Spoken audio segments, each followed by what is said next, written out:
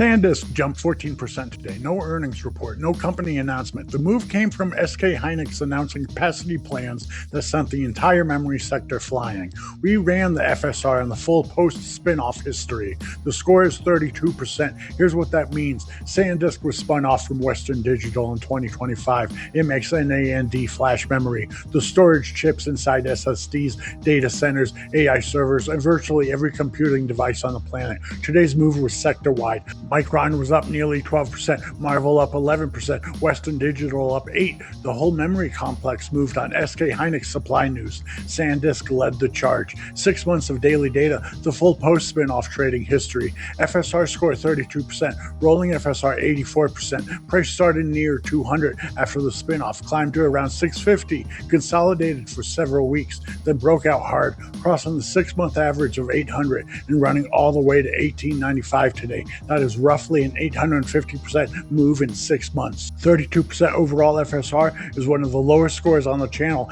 and it makes complete sense for the stock. SanDisk did not trend smoothly. It moved in violent bursts with consolidation periods in between.